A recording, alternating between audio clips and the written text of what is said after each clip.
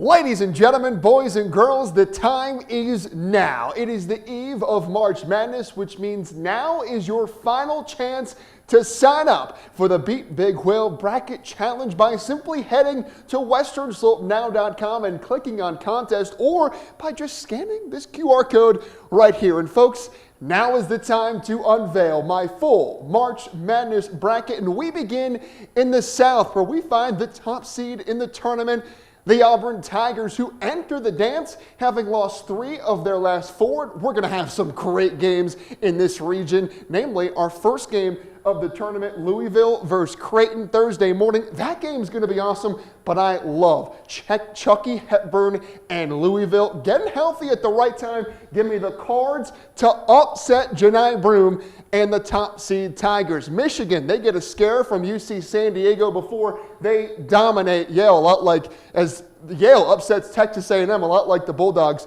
did to Auburn last year. Initially, I had Ole Miss advancing, but my heavens, did North Carolina look good in the first 4 on Tuesday? And with the injury to Keyshawn Gilbert at Iowa State, I think the path is there for the last team in the field, the Tar Heels, to make it to the Sweet 16, where they see their run end to the deepest and most talented team Tom Izzo has had since he and his Spartans made it to the Final Four in 2019. I think Izzo and Michigan State do it again as they win the West to advance to their program's 11th Final Four. To the East, where the top team here is the ACC champion Duke Blue Devils. How impressive was Duke in the ACC tournament without the best player in the country, Cooper Flagg? Well, the future first overall pick Flagg will be back for the tournament, which is bad news for the Bears of Baylor. Oregon versus Liberty. This game is a coin flip to me, but the winner of that game will beat Arizona. Dana Altman is one of the nation's most underrated coaches. He always has the Oregon Ducks at their best in March, so give me Oregon to the Sweet 16.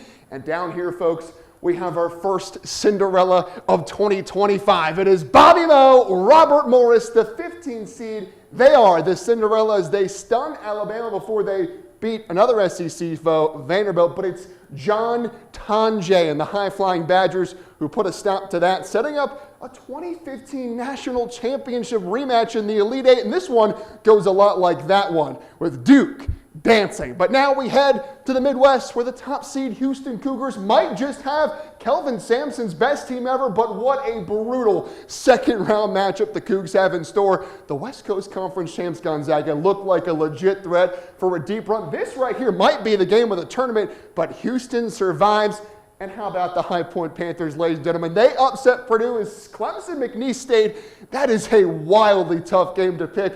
But get this, McNeese head coach Will Wade has already accepted the head coaching job at NC State. Not sure how much it affects this game at all, but I really like this Clemson team. I think they get it done. As Chase Hunter is an absolute beast. They'll give Houston a great run for their money, but in the end, it's the SEC runner-up, the Tennessee Volunteers, who fend off Illinois, then pull off a slight upset of Houston as Zakai Ziegler and co. punch their ticket to San Antonio. And finally, in the West, where I told you last week, the best team in the country is the Florida Gators. They plow through Norfolk State before they get their revenge from a 2014 Final Four loss to UConn. These two schools are the only two schools to ever win back-to-back national titles as the Gators stop a Huskies three-peat. And I love Meek Clifford and the Colorado State Rams. I think they upset Memphis, but boy, it is a tough matchup for Colorado State against the Crab Five in Maryland.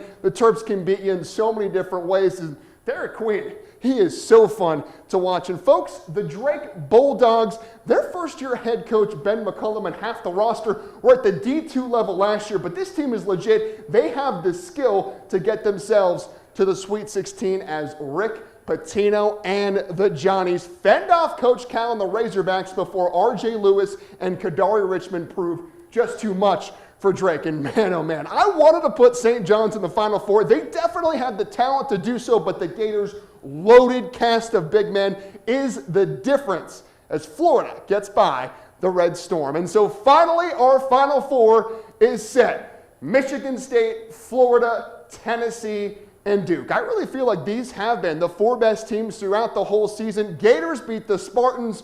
Duke takes down Tennessee. And so in the end, just like last season, the two best teams in college basketball meet on the first Monday in April. And I've been telling anyone who's wanted to listen for the last 4 months, no team can beat you in as many ways. No team has as many answers to the problems you present. No team has the combination of depth and talent. No team plays as well together as your 2025 national champions, Golden and the Guys, the Florida Gators. My goodness, my heavens, do we have some absolutely incredible basketball coming our way this week.